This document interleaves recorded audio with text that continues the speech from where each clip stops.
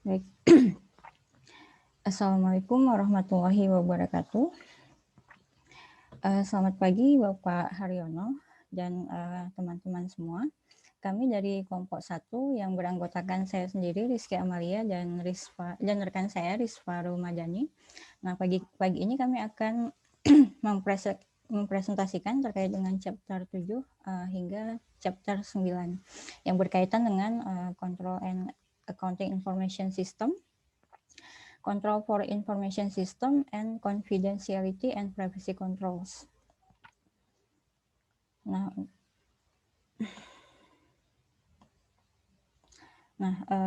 Untuk bahasan pertama di chapter 7 itu terkait dengan pengendalian internal. Nah, pengendalian internal ini merupakan proses yang diimplementasikan untuk memberikan keyakinan yang memadai bahwa tujuan pengendalian itu tercapai. Nah, ada tujuh tujuan pengendalian internal, yaitu yang pertama untuk mengamankan aset perusahaan, kemudian yang kedua adalah untuk mengelola catatan perusahaan, yang ketiga untuk memperoleh informasi yang untuk menghasilkan informasi yang akurat dan andal, yang keempat menghasilkan laporan keuangan sesuai standar, yang kelima menghasilkan efisiensi dalam operasional perusahaan, yang keenam mendukung kebijakan manajerial, dan yang ketujuh kepatuhan terhadap hukum dan regulasi. Nah, proses pengendalian internal itu adalah proses yang terus berjalan, di mana namun pengendalian internal ini juga ada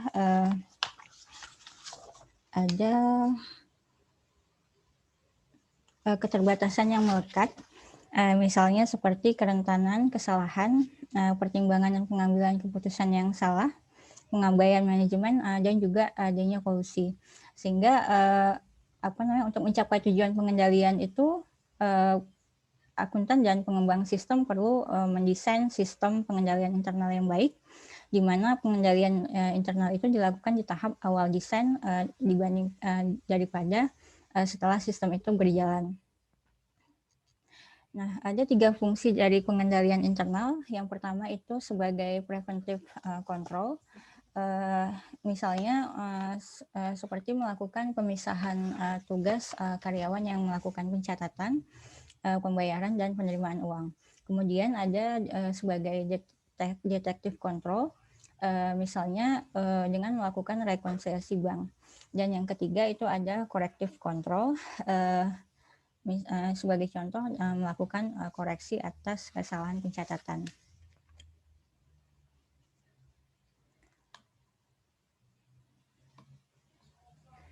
Nah, ada 2 kategori pengendalian internal. Yang pertama adalah general control. Ini contohnya itu melakukan pengamanan aset komputer, data center, dan sebagainya. Kemudian ada application control. Ini terkait dengan pengendalian terhadap program aplikasi. Jadi tujuannya itu untuk memastikan keakurasian, kelengkapan, validitas, dan otorisasi data. Ada 4 tingkatan pengendalian yang dapat membantu perusahaan untuk mencapai tujuan pengendalian. Yang pertama itu adalah belief system. Nah, di sini bagaimana perusahaan menciptakan nilai dan mengkomunikasikan nilai perusahaan itu kepada karyawan, sehingga karyawan terinspirasi untuk melakukan pengendalian. Yang kedua ada boundary system, di mana ini perusahaan membuat batasan perilaku, misalnya dengan membuat kode etik perilaku. Yang ketiga itu ada diagnostic control system. Tujuannya untuk mengukur, memantau, dan membandingkan rencana dengan realisasi. Yang keempat ada interactive control system, di mana perusahaan melibatkan karyawan untuk dalam pengambilan keputusan yang sifatnya strategis. Nah, dalam pembahasan pengendalian ini ada 3 framework yang dibahas, yaitu yang pertama Control Objective for Information and Related Technology atau COBIT 5. Yang kedua adalah Internal Control COSO, dan yang ketiga adalah COSO ERM, Enterprise Risk Management. Nah, untuk yang pertama adalah COBIT 5, di mana COBIT 5 ini dikembangkan oleh The Information System Audit and Control Association. Nah, COBIT 5 ini merupakan konsolidasian dari beberapa standar pengendalian yang dapat digunakan oleh manajemen untuk melakukan perbandingan keamanan dan praktik pengendalian di lingkungan TI. Kemudian dapat digunakan juga oleh user untuk memastikan kecukupan keamanan dan pengendalian internal di lingkungan TI, dan dapat digunakan oleh auditor untuk mendukung opininya atas pengendalian internal perusahaan. Nah, prinsip dari COBIT 5 ini ada 5. Yang pertama itu memenuhi kebutuhan stakeholder. Kemudian yang kedua, melindungi perusahaan dari ujung ke ujung. Yang ketiga, menetapkan rangka yang terintegrasi. Yang keempat, menggunakan pendekatan yang holistik. Dan yang kelima, memisahkan governance dari manajemen. Bahwa governance dan manajemen ini merupakan dua hal yang berbeda, di mana governance itu merupakan pertanggungjawaban direksi untuk melakukan aktivitas terkait dengan evaluasi kebutuhan stakeholder, kemudian mengarahkan manajemen untuk mencapai tujuan, dan memonitor kinerja dari manajemen. Sedangkan manajemen itu fokusnya adalah pada aktivitas perencanaan, membangun sistem, menjalankan sistem, dan memonitor sistem. Nah, di sini manajemen akan melakukan feedback menyampaikan feedback kepada direksi untuk memantau pencapaian tujuan organisasi dan memodifikasi jika perlu memodifikasi tujuan. Nah, COBIT 5 ini merupakan framework yang komprehensif yang penerapannya diterima secara internasional sebagai suatu rangka untuk mengelola dan mengendalikan sistem informasi. Nah, ini adalah model referensi proses COBIT 5, di mana terdiri atas 5 proses governance yang dilakukan oleh direksi dan 32 proses yang dilakukan oleh manajemen. Nah, yang kedua adalah the committee. Yang kedua adalah framework the Committee of Sponsoring Organization, COSO framework.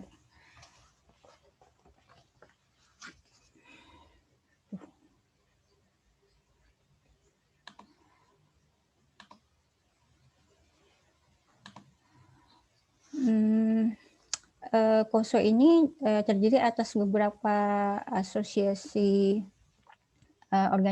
organisasi profesi yang dibentuk pada tahun 1992 dengan menerbitkan Internal Control Framework. Nah, Internal Control Framework ini untuk mengendalikan aktivitas bisnis perusahaan. Kemudian di tahun 2013, COSO juga merevisi framework internal kontrolnya untuk memenuhi kebutuhan proses bisnis terkini dan kemajuan teknologi. Ada 5 komponen dari internal control COSO. Yang pertama adalah control environment. Kemudian ada control environment ini merupakan fondasi utama dari seluruh komponen COSO. Yang kedua adalah risk assessment. Yang ketiga adalah control activities. Yang keempat information and communication. Dan yang kelima adalah monitoring. Nah, di COSO ini ada 17 prinsip yang mendukung konsep dari COSO. Kemudian ada framework COSO Enterprise Risk Management. Nah, Enterprise Risk Management ini merupakan proses yang Dewan Direksi dan Manajemen gunakan untuk membuat strategi, mengidentifikasi peristiwa yang mungkin mempengaruhi entitas, menilai dan mengelola risiko, dan memberikan keyakinan yang memadai bahwa perusahaan mencapai sasaran dan tujuannya. Nah, komponen dari COSO ERM ini hampir sama dengan COSO internal control COSO. namun menambahkan 3 komponen, yaitu komponen objective setting, event identification, dan risk response. Nah, komponen yang pertama dari KUSO RM, yaitu yang pertama adalah internal environment. Ini terkait dengan orang dalam perusahaan dan budaya perusahaan yang mempengaruhi strategi, tujuan, struktur, menilai, dan merespon risiko. Ada 7 prinsip di sini, yaitu yang pertama filosofi manajemen, gaya operasi, dan risk appetite. Kemudian yang kedua adalah komitmen terhadap integritas, nilai etika, dan kompetensi. Yang ketiga pengawasan pengendalian internal oleh dewan direksi. Yang keempat membuat struktur organisasi. Yang kelima membuat metode penentuan wewenang dan tanggung jawab. Yang keenam membuat kebijakan sumber daya manusia, dan yang ketujuh mempertimbangkan pengaruh pihak eksternal.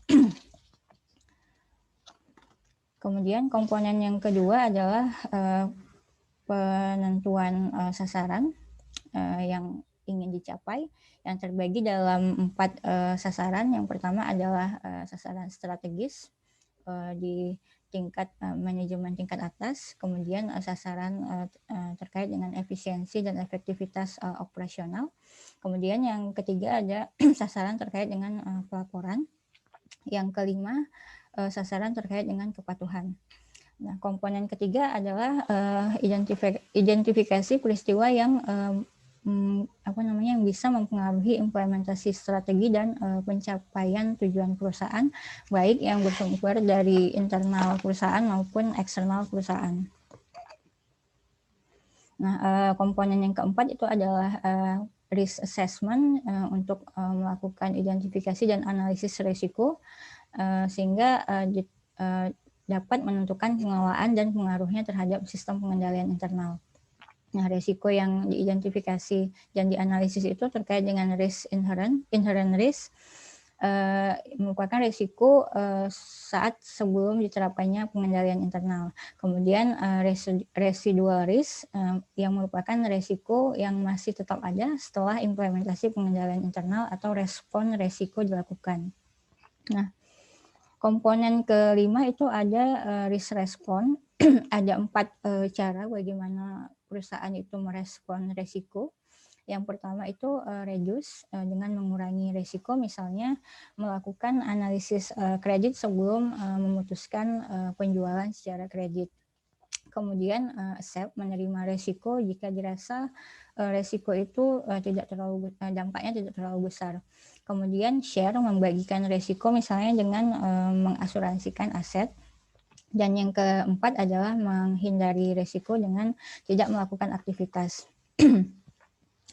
Nah, komponen keenam yaitu control activity. Ini terkait dengan kebijakan, prosedur, dan aturan yang diberikan memberikan keyakinan memadai bahwa tujuan pengendalian tercapai dan respon risiko yang telah dilakukan. Ada 7 prinsip di sini, yaitu menetapkan wewenang transaksi dan aktivitas dengan cara yang tepat, kemudian adanya pemisahan tugas, adanya pengendalian proyek dan akuisisi, kemudian pengendalian terhadap perubahan manajemen, desain dan penggunaan dokumen dan rekaman, kemudian pengamanan aset, rekaman dan data, dan melakukan pengecekan kinerja secara independen. Kemudian komponen ketujuh ada informasi dan komunikasi. Ini menyediakan dan memungkinkan adanya pertukaran informasi yang diperlukan untuk melakukan mengelola dan mengendalikan organisasi. Ada 3 prinsip dalam proses informasi dan komunikasi. Yang pertama, informasi itu harus relevan dan berkualitas. Kemudian ditetapkannya kebijakan terkait dengan komunikasi dengan pihak internal. Kemudian ada juga kebijakan terkait dengan komunikasi dengan pihak eksternal. Kemudian komponen yang ke-8 adalah monitoring, yaitu proses memantau, mengevaluasi, dan memodifikasi sistem pengendalian internal sesuai kebutuhan yang dilakukan secara berkelanjutan. Nah, selanjutnya saya akan membahas chapter 8 yang berhubungan dengan Controls for Information Security. Dalam menilai keandalan sistem menggunakan framework Trust Service atau Trust Service Framework, di mana frameworknya ada 5. Yang pertama itu terkait dengan keamanan, security, yang akan dibahas lebih detail di bab 8 ini. Kemudian ada confidentiality dan privacy, ada processing integrity dan availability. Nah, dalam keamanan informasi itu ada 2 konsep fundamental. Yang pertama bahwa keamanan itu juga merupakan masalah manajemen. Jadi tidak hanya teknologi. Manajemen itu harus terlibat dalam proses siklus hidup keamanan, di mana tahapan prosesnya itu ada 4 proses. Yang pertama menilai setiap ancaman dan memilih respon risiko terhadap keamanan. Kemudian mengembangkan dan mengkomunikasikan kebijakan keamanan. Yang ketiga, mengakuisisi dan mengimplementasikan solusi keamanan. Dan yang keempat, memonitor kinerja dari proses siklus hidup keamanan ini. Dan yang konsep kedua adalah time-based model of information security, di mana konsepnya adalah pengamanan itu dalam pengamanan waktu yang dibutuhkan untuk menerobos pengendalian oleh penyerang itu dibutuhkan waktu yang lebih besar dibandingkan waktu untuk mendeteksi dan merespon resiko. Prinsipnya adalah defense in depth, di mana menggunakan lapisan pengendalian berganda untuk menghindari kegagalan di satu titik. Ini ada 6 tahapan serangan terhadap sistem informasi. Yang pertama itu adalah conduct reconnaissance, di mana penyerang itu mengumpulkan informasi dari target yang akan sistem informasi yang akan diserang. Kemudian melakukan social engineering, yaitu melakukan penipuan untuk memperoleh akses yang tidak sah. Kemudian melakukan scan and map, biasanya dengan menggunakan alat otomatis. Yang keempat yaitu dengan melakukan penelitian atau research, itu adalah proses untuk mencari kerentanan dari sistem informasi. Yang kelima yaitu melakukan attack atau penyerangan dengan tujuan mengambil keuntungan dari sistem yang rentan. Dan yang keenam adalah cover track, di mana ini saat kejahatannya itu diketahui, mereka melakukan menutup jejak kejahatannya dan membuat backdoors. Nah, ini adalah cara perusahaan dalam melindungi sumber daya informasi,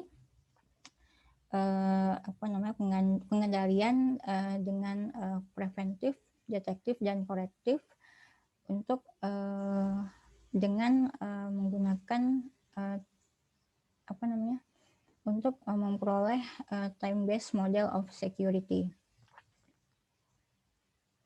Nah, yang pertama itu yang pertama itu adalah penekanan pada orang.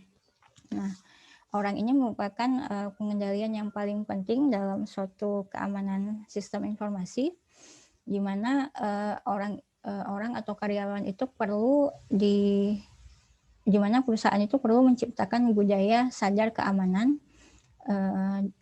yang dimulai dari manajemen tingkat atas yang memberikan contoh kepada karyawannya, sehingga dapat membentuk budaya sadar keamanan.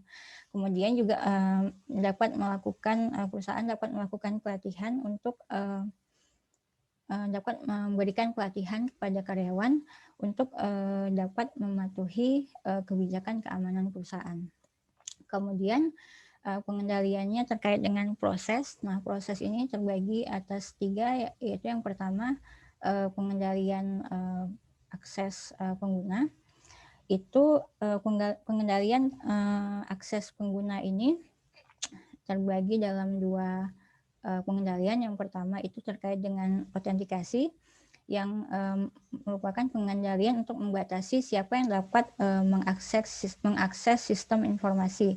Dan yang kedua adalah otorisasi, di mana pengendalian itu membatasi apa yang dapat dilakukan oleh individu yang telah diberi akses. Kemudian proses yang kedua itu melakukan penetration testing, di mana dilakukan pengujian terhadap keefektifan sistem informasi dengan mencoba segala kemungkinan yang dapat membahayakan sistem informasi perusahaan. Kemudian proses yang ketiga adalah terkait dengan change control and change management. Ini bertujuan untuk pengendalian yang memastikan bahwa modifikasi sistem informasi itu tidak mengurangi keandalan sistem informasi. Selanjutnya akan dibahas oleh kita.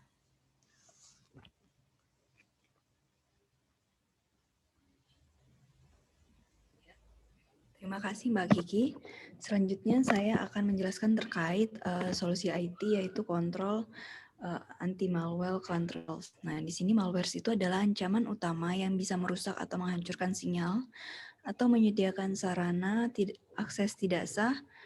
Dan di sini ada beberapa cara khusus untuk merekomendasikannya. Yang pertama, pendidikan kesadaran software yang berbahaya.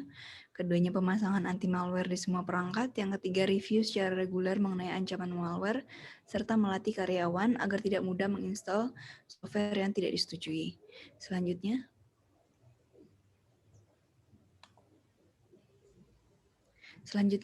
terkait kontrol akses jaringan. Nah, di sini ada 4 hal. Yang pertama, perimeter defense atau router firewalls and intrusion prevention system. Selanjutnya, Mbak.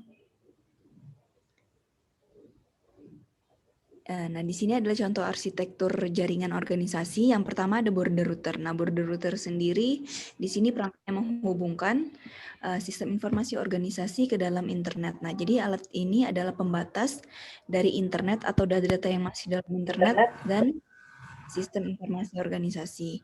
Nah, selanjutnya di belakangnya ada firewall. Nah, firewall di sini berfungsi sebagai kontrol komunikasi masuk maupun keluar antar sistem di belakang router atau jaringan lainnya. Jadi firewall di sini sebenarnya menjadi filter untuk data-data mana saja yang boleh diizinkan masuk dan tidak boleh diizinkan masuk ke dalam perusahaan.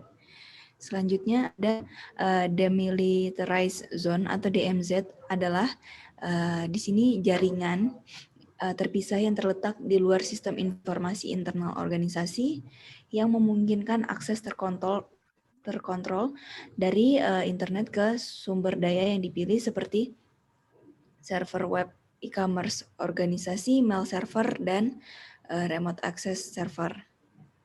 Selanjutnya Mbak ke slide sebelumnya.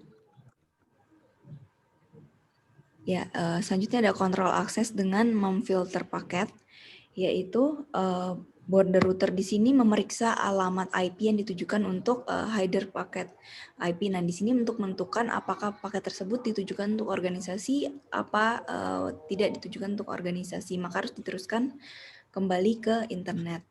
Selanjutnya ada using defense in depth to restrict network access ini.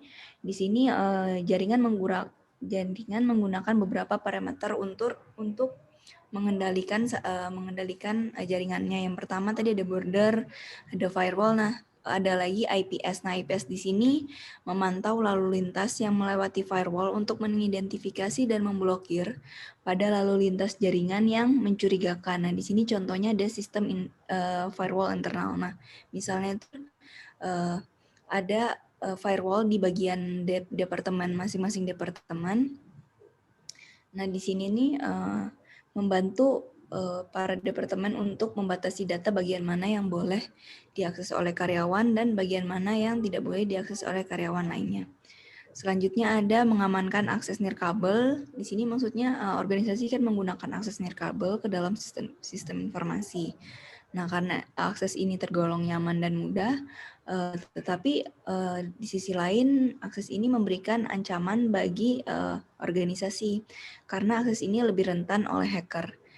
Nah, cara-cara yang dapat dilakukan yaitu mengotentikasi semua perangkat yang mencoba masuk.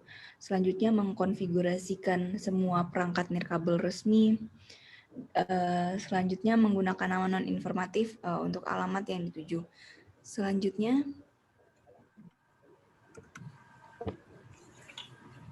ada solusi IT, device and software hardening controls. Di sini ada 3 juga. Yang pertama, konfigurasi titik akhir, yaitu hardening, proses untuk menghilangkan fitur opsional yang tidak penting. Selanjutnya, setiap endpoint harus dijalankan oleh antivirus atau firewall. Nah, di sini kenapa harus diaktifkan? Karena dinonaktifkan karena fitur-fitur yang tidak penting ini bisa diserang oleh hacker. Maka dari itu perlu dinonaktifkan. Selanjutnya ada user management, user account management. Nah, di sini diberikan hak administrasi atau hak tidak terbatas dan hak terbatas untuk karyawan. Nah, karyawan harus dilatih untuk masuk dengan akun hak administrasi tadi untuk melakukan hal-hal yang penting saja. Sedangkan menggunakan akun yang hak terbatas tadi untuk melakukan kegiatan rutin biasa. Selanjutnya ada desain perangkat lunak. Nah, di sini contohnya itu ada buffer overflows, SQL injection, and cross-site scripting. Nah, di sini contoh-contoh dari serangan situs. Maka dari itu perlu dilakukan untuk merancang keamanan dengan hati-hati ke dalam semua aplikasi dan menetapkan praktik untuk mengelola resiko yang terkait dengan pembelian perangkat lunak. Selanjutnya ada enkripsi. Enkripsi sendiri adalah lapisan pertahanan terakhir untuk mencegah akses tidak sah ke dalam informasi sensitif. Nah, enkripsi itu penting karena untuk mencapai prinsip keamanan dalam melindungi kerahasiaan informasi dan privasi informasi pribadi yang dikumpulkan dari pelanggan, karyawan, dan mitra bisnis. Selanjutnya, ada keamanan fisik atau physical security. Nah, di sini hal yang penting untuk menjaga sumber daya informasi, misalnya menggunakan CCTV, di ruangan yang menyimpan data sensitif, menggunakan akses teknologi tinggi seperti fingerprint, iris atau retina scanner, dan pengenalan suara. Nah, kabel-kabel organisasi yang perlu dibatasi ini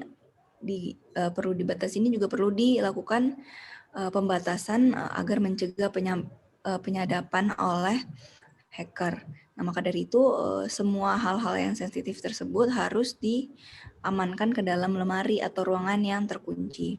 Selanjutnya, ada mendeteksi serangan. Ada 3 cara. Yang pertama analisis log, intrusion detection system, yang ketiga kontrol berkelanjutan. Nah, di sini analisis log itu maksudnya mengakses siapa saja yang mengakses sistem tersebut dan tindakan spesifik apa yang dilakukan setiap pengguna. Contohnya, log keamanan dari sistem operasi Windows ini menunjukkan bahwa pengguna bernama X gagal mencoba masuk ke komputer yang bernama server pengajian. Ada 3 kemungkinan dari gagalnya orang ini untuk masuk ke dalam server. Yang pertama, alasan yang pertama bahwa X ini memang pengguna yang sah tetapi lupa kata sandinya. Yang kedua, X ini adalah pengguna yang sah tapi tidak diizinkan untuk masuk ke dalam server tersebut. Yang ketiga, kemungkinan yang ketiga ini bahwa mungkin upaya ini memang dilakukan oleh hacker.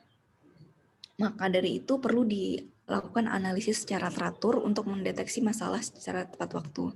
Nah, selanjutnya ada IDS atau Intrusion Detection System.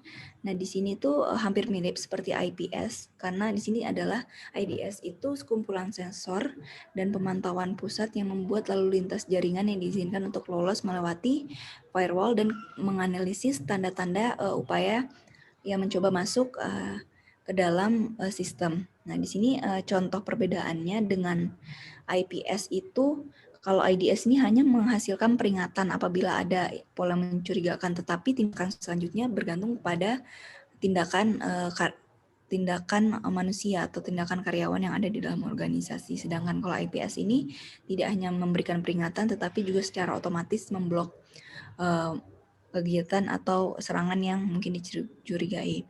Nah, kalau kontrol berkelanjutan atau continue monitoring ini dilakukan kontrol, maksudnya itu kontrol detektif, karena hal ini dapat mengidentifikasi potensi masalah secara tepat waktu dan mengidentifikasi peluang untuk meningkatkan kontrol yang ada. Selanjutnya ada responding the attack. Nah, di sini ada 3 cara. Nah, pertama dengan komputer incident response team, membentuk tim tersebut yang terdiri dari teknik IT dan manajemen operasi. Kenapa harus ada dari dua sisi tersebut? Karena yang pertama, keputusan yang diambil itu tidak hanya mengenai teknik IT saja, karena mungkin memiliki konsekuensi ekonomi yang signifikan bagi organisasi. Yang kedua, penunjukan Chief Informasi Security Officer. Di sini ada penunjukan seseorang yang lebih bertanggung jawab atas keamanan informasi. Nah, di CISO ini adalah orang yang independen dan fungsinya ini harus segera melapor ke CEO dan CEO. Selanjutnya ada implikasi keamanan dari virtualisasi, komputasi awan atau cloud computing, dan IoT. Nah, 3 hal ini menawarkan peluang untuk meningkatkan keamanan informasi. Virtualisasi ini sendiri lebih seperti memanfaatkan kekuatan dan kecepatan komputer modern untuk menjalankan beberapa sistem di dalam satu komputer secara bersamaan. Nah, hal ini dapat memotong biaya bagi organisasi karena server yang dibelikan cukup hanya sedikit karena dapat dijalankan oleh satu komputer saja. Yang kedua, cloud computing ini memberikan manfaat yang tinggi karena memungkinkan karyawan menggunakan prosedur untuk mengakses perangkat lunak dari jarak jauh, perangkat penyimpanan data, perangkat keras, dan seluruh lingkungan aplikasi. Selanjutnya ada IoT atau Internet of Things. Nah, ini maksudnya merupakan penyematan sensor pada perangkat lainnya sehingga dapat terhubung ke internet. Nah, kenapa ini dapat memberikan implikasi keamanan bagi organisasi? Karena dapat berfokus pada pengendalian akses ke sejumlah titik akhir, misalnya pada laptop, komputer, server, printer, dan perangkat lainnya. Selanjutnya, chapter 9 ini ada preserving confidentiality.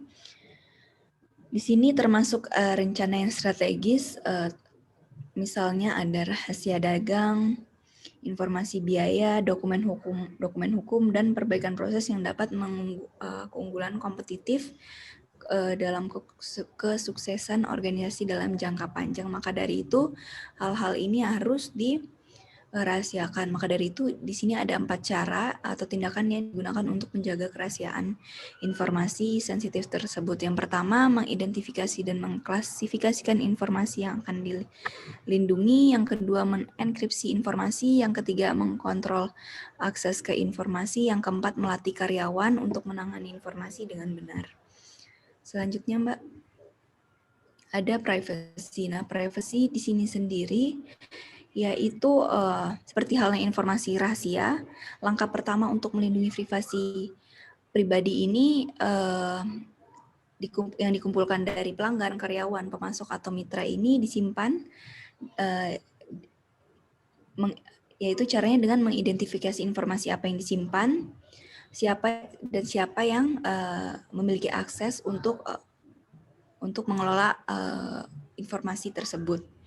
Nah, di sini makanya penting untuk diterapkan kontrol untuk melindungi informasi tersebut, karena insiden ini yang melibatkan pengungkapan informasi pribadi dari pelanggan tersebut, baik disengaja maupun tidak disengaja, akan menimbulkan biaya mahal. Maksudnya menimbulkan biaya mahal ini akan terjadi denda apabila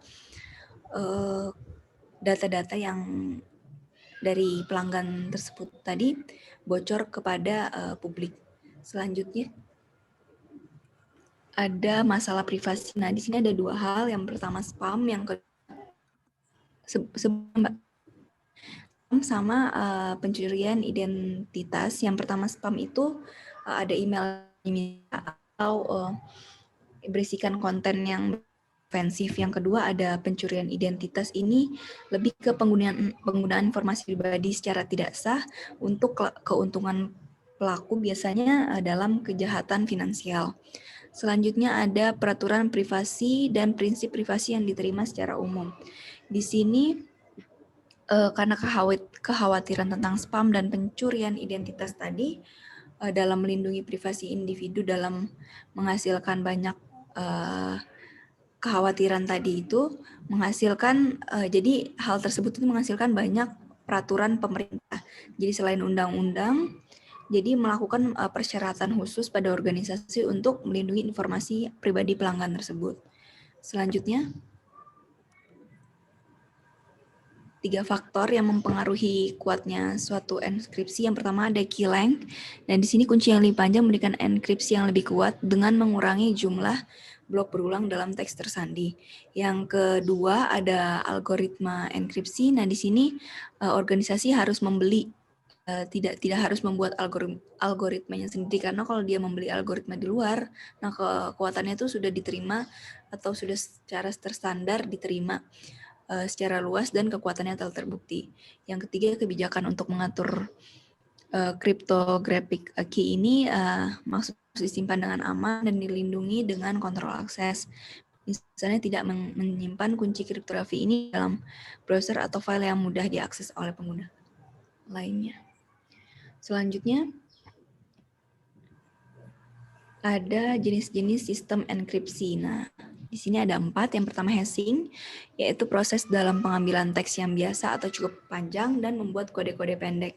Selanjutnya ada digital signature. Di sini digunakan untuk memperoleh tingkat jaminan yang sama tentang keberlakuan transaksi yang disediakan oleh dokumen yang ditandatangani secara digital, tapi juga mengikat secara hukum. Selanjutnya ada digital certificates atau public key infrastruktur. Di sini digital certificate ini adalah dokumen elektronik yang berisi kunci publik entitas dan mengesahkan identitas dari pemilik kunci publik tersebut. Selanjutnya ada public key infrastruktur. Di sini sistem untuk menerbitkan pasangan kunci publik dan private serta sertifikasi digital yang sesuai. Selanjutnya yang terakhir adalah VPN.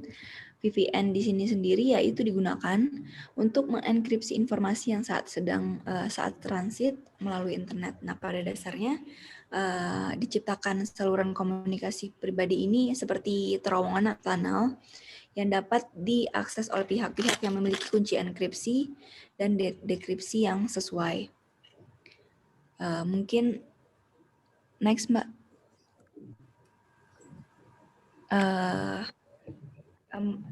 Terima kasih atas perhatian teman-teman. Mungkin itu presentasi dari kami. Kurang lebihnya mohon maaf. Wassalamualaikum warahmatullahi wabarakatuh.